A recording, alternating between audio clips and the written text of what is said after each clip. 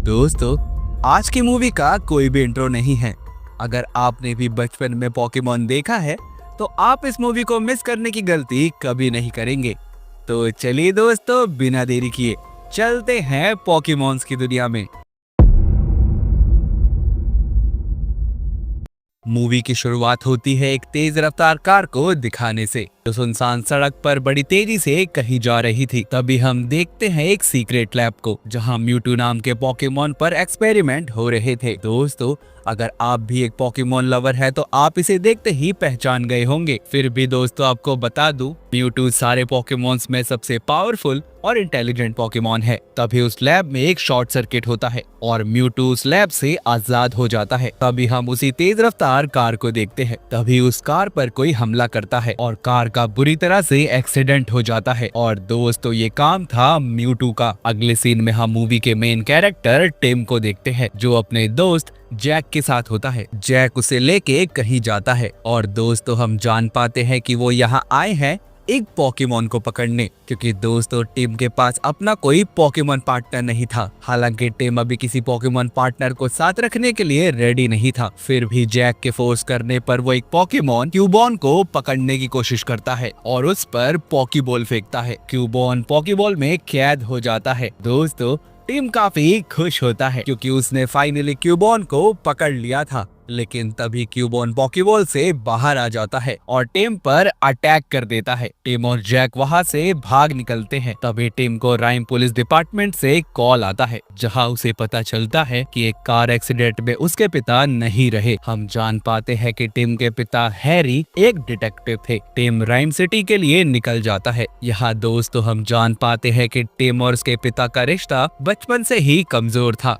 जब उसकी माँ की डेथ हुई तब उसके पिता हैरी पूरी तरह से काम में बिजी हो गए और टिम को उसकी नानी के पास छोड़ दिया। जब टिम को सबसे ज्यादा अपने डैड की जरूरत थी। यही कारण था कि टिम के दिल में अपने पिता के लिए नाराजगी थी। उसे लगता था कि उसके पिता ने उसे कभी उतनी इम्पोर्टेंस नहीं दी, इसलिए वो उनके क्लोज नहीं था। यही वजह थी कि जब उसे उनकी मौत की खबर मिली तो वो उतना दुखी नहीं था। अब टिम राइम सिटी पहुंच जाता है, ऐसी दुनिया जहां पोकेमॉन और इंसान एक साथ रहते हैं उनके पार्टनर बनकर। दोस्तों, यहाँ पोकेमॉन पोकेबॉल में नहीं रहते। इस सिटी के कई रूल्स भी थे। राइम सिटी को बनाया था क्लिफर्ड कंपनी के फाउंडर हावर्ड क्लिफर्ड ने। उनका मानना था कि इंसान और पोकेमॉन एक दूसरे के साथ रह सकते हैं और एक दूसरे की मदद कर सकते हैं। अगले सीन में हम टिम को राइम सिटी के पुलिस डिपार्टमेंट में देखते हैं, डिटेक्टिव योशिदा के सामने। दोस्तों, योशिदा टिम के डैड हैरी का ही दोस्त था। योशिदा देखता है कि टिम के पास उसका कोई पोकेमॉन पार्टनर नहीं है। इस पर टिम उसे बताता है कि वो बचपन में पोकेमॉन ट्रेनर बनना चाहता था, लेकिन अभी वो अकेला रहना चाहता है और इंश्योरेंस का काम करता है। योशिदा टिम से कहता है कि अगर उसे यहाँ किसी भी चीज की जरूरत हो तो वो उसे बता सकता है। वो उसके डैड के जाने के बाद खुद को अकेला न समझे। हालांकि दोस्तों, टिम इस पर ज्यादा ध्यान नहीं देता और अपने डैड के फ्लैट की तरफ निकल जाता है। यहाँ हम जान पाते हैं कि टिम अपने डैड का बचा हुआ सामान लेने आया है और अब वो अपने डैड के मेल बॉक्स को खोलता है। लेकिन तभी वहाँ CNN न्यूज चैनल की एक यंग रिपोर्टर लूसी आ जाती है। वो टिम से कहती है कि मैं इसी इंतजार में थी कि कौन इस मेल बॉक्स को आकर खोलता है। मैं चाहती हूँ कि तुम हैरी के बारे में सब बताओ। यहाँ टिम लूसी से कहता है कि वो उसके डैड थे और वो कई सालों से अपने डैड से नहीं मिला है। उसे अपने डैड के बारे में कुछ भी नहीं पता। तभी लूसी बताती है कि तुम्हारे डैड के हाथों में जरूर कुछ ऐसा लगा था जिसकी वजह से उनकी जान गई। तभी से मैं तुम्हारे डैड के केस पर रिसर्च कर रही हूँ। हालांकि दोस्तों, टिम से उसे कुछ ज्यादा पता नहीं चलता तो लूसी वहाँ से चली जाती है। इधर हम टिम को देखते हैं जो अपने डैड के फ्लैट के अंदर आता है। वो अपने डैड की चीजों को देखने लगता है। साथ ही उसे अपने डैड का लिखा हुआ एक लेटर भी मिलता है जो उन्होंने टिम के लिए ही लिखा था। तभी टिम को एक कमरे से कुछ गिरने की आवाज आती है। टिम इसे इग्नोर कर देता है। तभी टिम को पास के टेबल पर एक ट्यूब दिखाई देती है। वो उसे बिना सोचे समझे खोल देता है। दोस्तों, उस ट्यूब में से एक पर्पल कलर की गैस निकलती है और अब गैस पूरे घर में फैलने लगती है। टिम विंडो खोल देता है ताकि सारी गैस बाहर निकल जाए। तभी टिम को वापस उसी रूम से कुछ गिरने की आवाज आती है। अब टिम उस रूम में जाता है जहाँ दोस्तों उसे मिलता है पिकाचू। दोस्तों पिकाचू हैरी का पार्टनर पोकेमॉन होता है। यहाँ पिकाचू को देखकर टिम उससे कहता है कि वो यहाँ क्या कर रहा है। दोस्तों तभी पिकाचू से बात करने लगता है, जो कि टिम के लिए काफी शॉकिंग चीज थी, क्योंकि दोस्तों पिकाचू जब कुछ भी बोलता था तो लोगों को बस पीका पीका ही सुनाई देता था, लेकिन टिम न जाने कैसे पिकाचू की सारी बात को समझ पा रहा था। ये देखकर पिकाचू भी काफी हैरान होता है, लेकिन तभी वहाँ विंडो से बहुत से बंदर अंदर आ जाते हैं और वो पिकाचू और टिम पर हमला कर देते हैं।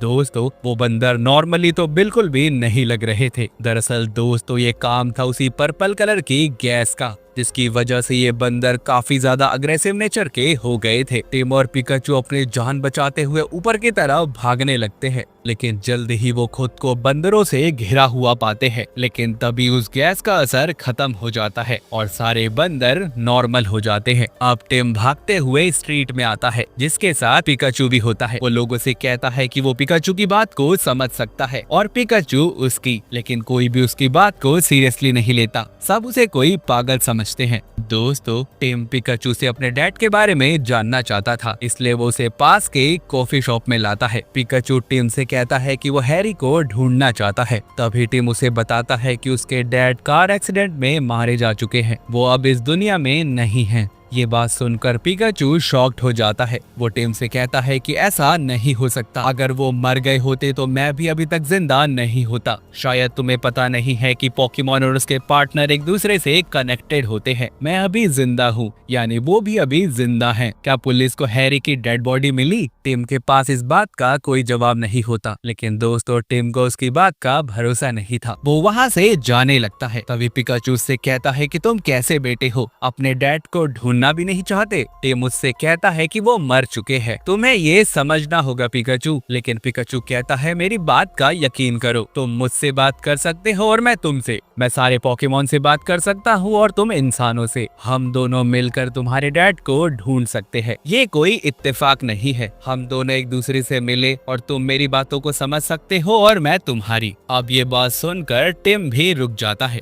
उसे भी एक होप दिखाई देती है। अब दोनों हैरी के अपार्टमेंट में वापस आ जाते हैं, जहां आने के बाद पिकाचू हैरी की चीजों को ध्यान से देखने लगता है और वो एक लेडी की फोटो दिखाकर टिम से कहता है कि इस औरत की फोटो पूरे अपार्टमेंट में है, जरूर ये हैरी के बारे में कुछ जानती होगी। टिम उस फोटो को पिकाचू से ले लेता है और वो कहता है ये मेरी मॉम है और जब मैं 11 साल का था तो मेरी मॉम की डेथ हो गई और मेरे डैड ने मुझे नानी के पास भेज दिया और तब से मैं उनके साथ ही रहता हूँ। ये सुनकर दोनों काफी इमोशनल हो जाते हैं और टिम पिकाचू को गुड नाइट बोलकर सोने चला जाता है। अगले दिन जब टिम उठता है तो वो देखता है कि पिकाचू ने एविडेंस ढूंढने के चक्कर में सारे रूम को ही पलट कर रखा। तभी पिकाचू उसे एक ट्यूब दिखाता है और कहता है कि कल जिन बंदरों ने हम पर हमला किया था उनमें से भी इसी तरह की स्मेल आ रही थी, जरूर यही है वो क्लू जिसके बारे में हमें पता लगाना होगा। टिम ये देखकर कहता है कि फिर तो एक ही इंसान है जो उन्हें इस बारे में कुछ बता सकता है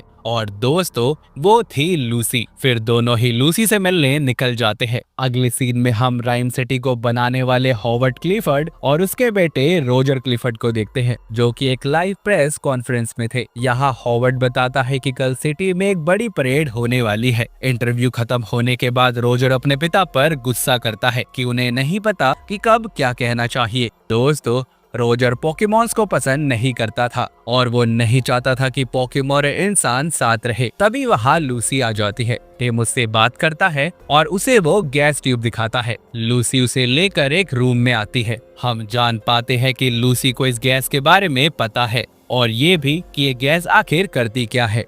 लूसी बताती है कि हैरी का एक खबरी भी था जो शायद उन्हें कुछ बता सकता है, लेकिन वो रहता है एक सुनसान अंधेरी जगह पर जहां लूसी उसे ढूंढ नहीं पाई। अब पिकाचू और टिम उस जगह के लिए निकल जाते हैं।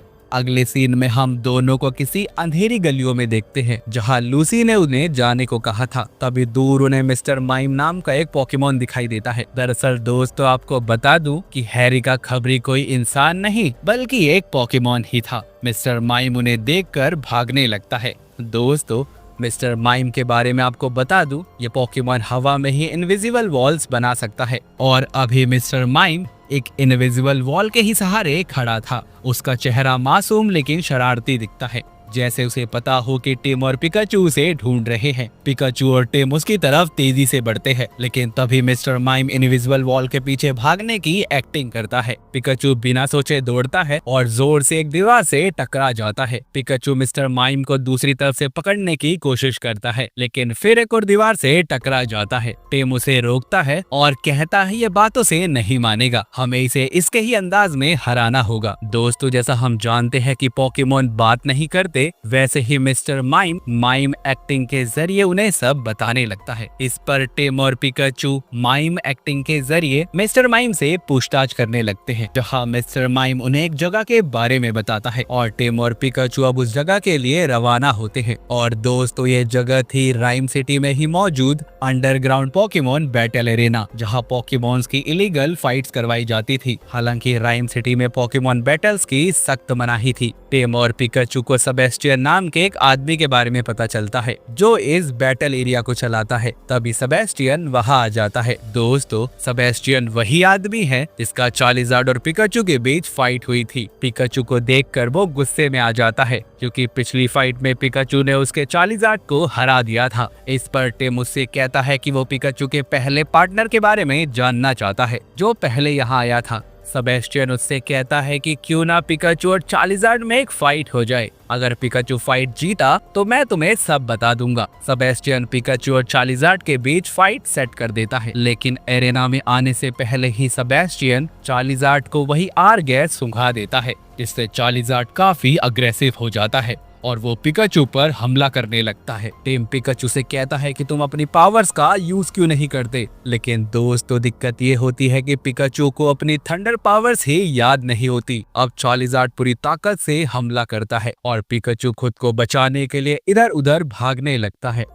ये देखकर टिम भी उसकी मदद के लिए अरेना में कूद पड़ता है और फिर टिम और पिकाचू दोनों मिलकर चार्लिजार्ड का सामना करते हैं। ये देखकर सेबेस्टियन भी अरेना में आ जाता है, लेकिन वो चार्लिजार्ड की पूंछ से गिर जाता है और दोस्तों उसके पास वही आर गैस की काफी सारी ट्यूब्स होती है, जो टूट जाती है और अब गैस पूरे अरेना में फैलने लगती है, जिससे वहाँ मौजूद सारे पोकेमोन अग्रेसिव हो जाते हैं। उस जगह भगदड़ मच जाती है। टिम सेबेस्टियन से सब बताने को कहता है। सेबेस्टियन उसे आर गैस के बारे में बताते हुए कहता है कि मैं बस इतना ही जानता हूँ कि आर गैस को एक डॉक्टर ने बनाया है, लेकिन इससे पहले वो और कुछ बताता तभी वहाँ पुलिस आ जाती है और टिम को अरेस्ट कर लेती है। जिसके बाद टिम को लाया जाता है योशिदा के पास। टिम योशिदा को बताता है कि हैरी अभी जिंदा है, लेकिन योशिदा उसकी बातों को नहीं मानता। वो टिम को उस दिन की फुटेजेस दिखाता है, जिससे देखकर टिम को भी लगने लगता है कि शायद उसके डैड अब जिंदा नहीं है। अब टिम और पिकाचू वहाँ से चले जाते हैं। बाहर आकर टिम और पिकाचू इसके बारे में बात करने लगते हैं।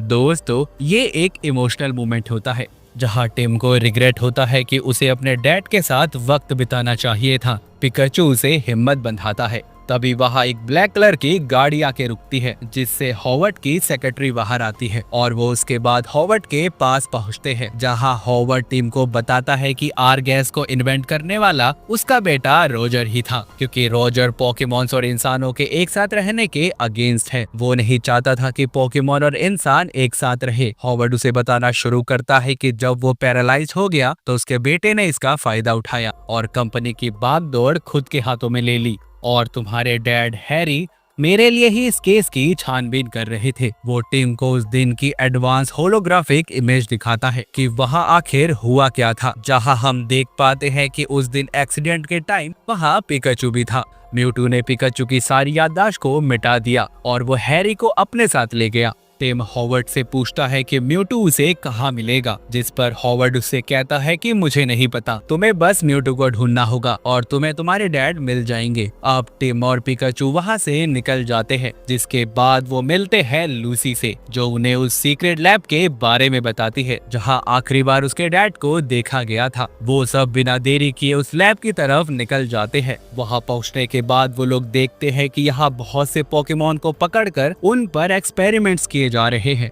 दूसरी तरफ हम रॉजर को देखते हैं, जिसे सीसीटीवी कैमरा से उन लोगों के लैब में आने का पता चल जाता है। इधर टिम उस रूम में पहुंचता है जहां म्यूटू बंद था। टिम बाहर रखे कंप्यूटर की मदद से होलोग्राम इमेज देखने लगता है, जहां हम डॉक्टर लॉरेंट के बारे में जान पाते हैं। और दोस्तों, ये वही है जिसने आर्गेस को इन्वेंट किया था। साथ ही उसने प्राचीन म्यूटू के डीएनए से इस नए म्यूटू को बनाया था। सब जानते थे कि म्यूटू कितना पावरफुल है, इसलिए डॉक्टर लॉरेंट ने म्यूटू को कंट्रोल करने के लिए एक हेडसेट डिवाइस भी बनाया था। और टीम के डैड हैरी भी डॉक्टर लॉरेंट के साथ उनकी टीम में थे। तभी वो फुटेज में देखता है कि उस लैब में एक शॉर्ट सर्किट हुआ। और दोस्तों, वो शॉर्ट सर्किट खुद से नहीं हुआ था, बल्कि उसे करने वाला था पिकाचू। जी हाँ दोस्तों, जिसकी वजह से म्यूटू आजाद हुआ और आजाद होने के बाद उसने सबसे पहले डॉक्टर लॉरेंट को जान से मार दिया और बाद में हैरी को किडनैप कर लिया। अब पिकाचू इन सब का जिम्मेदार खुद को मानने लगता है, क्योंकि उसने ही म्यूटू को आजाद करवाया था। तभी उन्हें लूसी की आवाज सुनाई देती है और वो जल्दी से भागकर वहां जाते हैं, जहां वो देखते हैं कि एक ग्रे निंजा पोकेमॉन ने लूसी को जकड़ रखा है।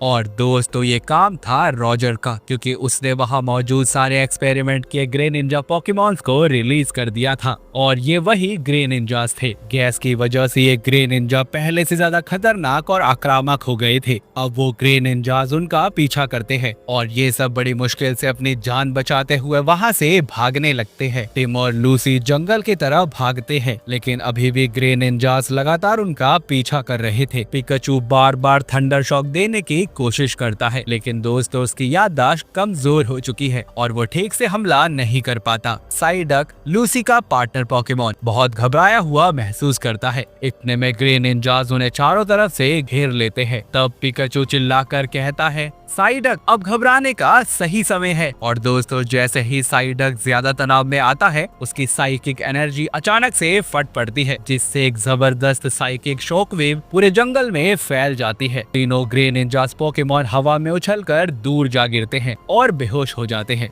दोस्तों, टिम, लूसी, पिकाचू और साइडक इस खतरनाक हमले से बच जाते हैं, लेकिन अभी भी उनके सामने कई सवाल थे, जैसे हैरी गुडमैन का क्या हुआ, म्यूटू कहाँ है, आर्गेस के पीछे आखिर कौन है। अभी वो चैन की सांस ले भी नहीं पाए थे कि जमीन अचानक से हिलने लगती है, जैसे कि कोई भूकंप आया हो। आसपास के पेड़ धीरे धीरे झुकने और गिरने लगते हैं। टिम और लूसी को समझ में नहीं आता कि आखिर ये क्या हो रहा है। पिकाचू घबरा कर कहता है कि मुझे नहीं लगता कि ये सिर्फ साइडक की ताकत का असर है, ये जरूर उससे भी कुछ बुरा है। तभी दोस्त वो पहाड़ों के बीच एक विशालकाय आँख को देखते हैं और दोस्त वो समझ जाते हैं कि अभी वो किसी जमीन पर नहीं, बल्कि किसी विशाल पोकेमॉन की पीठ पर है। और दोस्तों, ये थे टोटेरा गार्डन पोकेमॉन, जो कि जेनेटिकली मॉडिफाइड, यानी दोस्तों इन पर एक्सपेरिमेंट किए गए थे, तभी इनका साइज इतना विशाल था। अब पिकाचू और टिम एक तरफ लुढ़कने लगते हैं और एक चट्टान से टकराने ही वाले होते हैं और अब सारे जा गिरते हैं एक लेक में और किसी तरह उनकी जान बच जाती है। जैसे ही वो सब एक सुरक्षित जगह पर आते हैं, पिकाचू अचानक गिर जाता है। टिम भागकर उसे उठाता है, लेकिन दोस्तों पिकाचू बहुत कमजोर महसूस कर रहा था। शायद भागते समय पिकाचू को कोई चोट लग गई थी। अगर जल्दी ही कुछ ना किया गया तो पिकाचू बच नहीं पाएगा। ये देखकर टिम रोने लगता है, क्योंकि दोस्तों पिकाचू उसका दोस्त जो बन गया था। लेकिन तभी लूसी कहती है कि जरूर पास में एक हीलर पोकेमॉन हो सकता है। तभी दोस्तों उन्हें एक बल्बासौर पोकेमॉन दिखाई देता है। टिम बल्बासौर से उन्हें उस हीलर पोकेमॉन के पास ले चलने को कहता है। लूसी टिम को संभालते हुए कहती है कि तुम्हें पता है ना, वो तुम्हारी भाषा नहीं समझ सकता। इस पर टिम कहता है कि वो समझ तो नहीं सकता, इमोशंस को तो समझ सकता है ना। लेकिन वो बल्बासौर बिना मदद के वहाँ से चला जाता है। टिम ये देखकर काफी परेशान होता है, लेकिन तभी वो बल्बासौर अपने बाकी दोस्तों को लेके वहां आता है। हालांकि वो लूसी को वहीं रोक देते हैं और वो टिम को कहीं ले जाने लगते हैं। टिम पिकाचू को अपनी गोद में उठाकर जंगल में उनके पीछे पीछे चलने लगता है, ताकि उसे जल्दी से जल्दी मदद मिल सके। बल्बासौर उसे जंगल के बीच एक खूबसूरत झरने के पास ले आता है। जैसे ही वे झरने के पास पहुँचते हैं, अचानक से दोस्तों वहाँ म्यूटू आ जाता है। टिम ये देख कर घबरा जाता है और इंसानों का दुश्मन है। लेकिन दोस्तों तो म्यूटू टिम को कुछ नहीं करता बल्कि अपनी साइकिक पावर से पिकाचू को हील कर देता है। ये देखकर टिम म्यूटू से पूछता है कि आखिर उसने उसके डैड के साथ क्या किया। अब म्यूटू टिम को अपनी पावर से सब दिखाने लगता है कि आखिर कैसे वो स्लैब से आजाद हुआ। म्यूटू पिकाचू से कहता है कि इंसान बहुत मतलबी है, लेकिन पोकेमॉन दोस्तों म्यूटू टीम को कुछ बताने ही वाला था कि अचानक कुछ मशीनें और ड्रोन वहां आ जाते हैं। और दोस्तों ये हॉवर्ड क्लिफर्ड के ही टीम के लोग थे जो म्यूटू को कैद कर लेते हैं और ये काम था रॉजर का। म्यूटू भागने की कोशिश करता है लेकिन ड्रोन से निकलने वाले इलेक्ट्रिक ट्रैप्स उसे जकड़ लेते हैं। इसके बाद कुछ ही सेकंड्स में म्यूटू को एक स्पेशल कंटेनर में कैद कर दिया जाता है। इतने में दोस्तों पिकाचू वहां से जाने लगता है। टिम उसे पूछता है कि वो आखिर कहां जा रहा है। पिकाचू टिम से कहता है कि मैं बहुत बुरा हूँ, मैंने तुम्हारे डैड को धोखा दिया। टिम उसे समझाते हुए रोकने की कोशिश करता है लेकिन दोस्तों पिकाचू टिम को गलती से शॉक दे देता है, हालांकि वो ऐसा करना नहीं चाहता था। इसके बाद पिकाचू वहां से जाने लगता है। टिम भी समझता है कि उसे पिकाचू को थोड़ा टाइम देना चाहिए। अब टिम के पास एक ही ऑप्शन बचता है, हॉवर्ड क्लिफर्ड से जाकर मिलना और सच्चाई का पता लगाना। वो लूसी के साथ राइम सिटी वापस आ जाता है जहां वो दोस्तों अब देखते हैं कि सिटी में पोकेमॉन्स परेड होने वाली है। टिम लूसी से कहता है कि सबको जाके बताओ कि इसके पीछे रॉजर का हाथ है और वो खुद हॉवर्ड क्लिफर्ड के ऑफिस में चला जाता है। इधर हम पिकाचू को देखते हैं जो काफी दुखी था। तभी हम देखते हैं कि पिकाचू उसी कार एक्सीडेंट वाली जगह पर आ गया था जहां उसे एक ग्रे निंजा स्टार मिलता है। और दोस्तों पिकाचू को सब याद आ जाता है कि उस दिन आखिर क्या हुआ था। दरअसल दोस्तों ग्रे निंजा पोकेमॉन्स ने हैरी की गाड़ी का एक्सीडेंट किया लेकिन म्यूटू ने सही समय पे आकर उन्हें रोका और हैरी की जान बचा ली। अब उसे ये सब याद आते ही वो टिम को बताने भागता है। इधर हम टिम को हॉवर्ड के ऑफिस में देखते हैं और दोस्तों यहाँ में पता चलता है कि इन सब के पीछे हॉवर्ड का ही हाथ है और वही है मेन विलन। हॉवर्ड उसे कहता है कि तुम्हारे पिता का एक्सीडेंट मैंने ही करवाया था। मैंने म्यूटू को कैद किया क्योंकि मैं उसकी ताकत अपने लिए इस्तेमाल करना चाहता था, लेकिन तुम्हारे डैड को इस बारे में पता चल गया और उन्होंने म्यूटू को भगाने की कोशिश की। अब दोस्तों क्लिफर्ड अपने दिमाग को म्यूटू के शरीर से कनेक्ट कर लेता है जिससे अब हॉवर्ड म्यूटू की बॉडी को कंट्रोल कर पाता है। वो टिम से कहता है कि मुझे तो तुम्हारा शुक्रिया अदा करना चाहिए क्योंकि तुम्हारी और पिकाचू की वजह से मैं फिर से म्यूटू को पकड़ पाया। हॉवर्ड टिम से कहता है कि वो ये सब इंसानियत की भलाई के लिए कर रहा है क्योंकि दोस्तों इंसानों की आत्मा को पोकेमॉन से जोड़ने की ताकत बस म्यूटू में है, लेकिन तब तक जब पोकेमॉन आर्गेस के कांटेक्ट में हो। अब दोस्तों समझ में आ जाता है कि हॉवर्ड ने ये परेड क्यों करवाई है। दरअसल दोस्तों परेड में सारे बैलून्स में आर गैस भरी होती है। वो टिम को वही फेक परेड में चला जाता है और पूरी सिटी में आर गैस को फैलाने लगता है जिससे वहां मौजूद सारे पोकेमॉन अग्रेसिव हो जाते हैं और दोस्तों साथ ही वो सारे इंसानों की आत्मा को बाहर निकालकर उनके पार्टनर पोकेमॉन में डाल देता है। इतने में पिकाचू वहां आ जाता है। साइडक बनी लूसी उसे बताती है कि इन सब के पीछे हॉवर्ड है और अभी म्यूटू ही हॉवर्ड है। इस पर दोस्तों पिकाचू म्यूटू को रोकने जाता है और दोनों एक दूसरे से फाइट करने लगते हैं। इधर हम टिम को देखते हैं। जब उसे होश आता है तो वो पिकाचू को देख के बहुत खुश होता है। तभी उसे पास के क्लोजेट से कुछ आवाज आती है जिसे खोलने के बाद टिम को वहां बंधा हुआ रॉजर मिलता है और दोस्तों यहाँ हम जान पाते हैं कि रॉजर का इसमें कोई लेना देना ही नहीं था, बल्कि वो तो एक अच्छा इंसान है। लेकिन दोस्तों तभी वहां नकली रॉजर आ जाता है।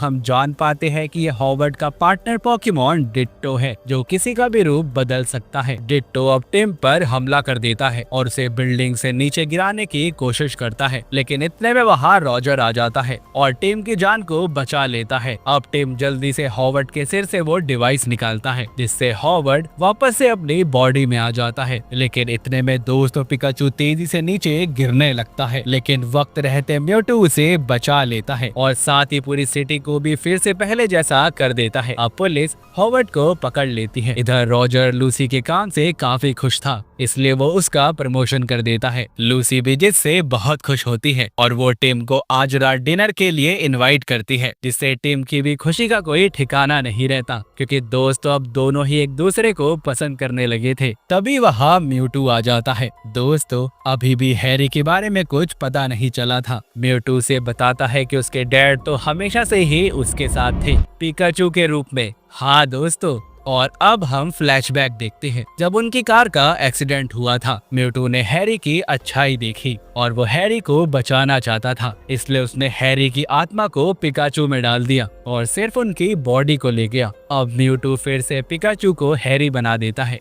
दोस्तों, हम अब अगले दिन का सीन देखते हैं, जहाँ टिम वापस अपने नानी के घर जा रहा था और उसे छोड़ने आए थे उसके डैड हैरी। अब टिम वहाँ से जाने लगता है, लेकिन तभी टिम रियलाइज करता है कि अगर वो फिर से गया तो वो अपने डैड को हमेशा के लिए खो देगा, इसलिए अब वो उनके साथ ही रहने का डिसाइड करता है और उनकी ही तरह डिटेक्टिव बनने की सोचता है। और दोस्तों, ये दिखाने के साथ हमारी ये अमेजिंग मूवी होती है खत्म। आई होप दोस्तों आपको आज के मूवी का एक्सप्लेनेशन अच्छा लगा होगा। अगर हाँ तो वीडियो को लाइक करना मत भूलना, क्योंकि आपका बस एक लाइक हमें बहुत मोटिवेट करता है। चैनल पर भूले भटके आ गए हो तो सब्सक्राइब भी कर लेना, ताकि मुझे मोटिवेशन और आपको नोटिफिकेशन मिल सके। साथ ही नोटिफिकेशन बेल को ऑल पर करना मत भूलना। मैं मिलता हूँ आपसे एक नई वीडियो में एक नई कहानी के साथ। और हाँ दोस्तों, फाइनली Thanks for watching.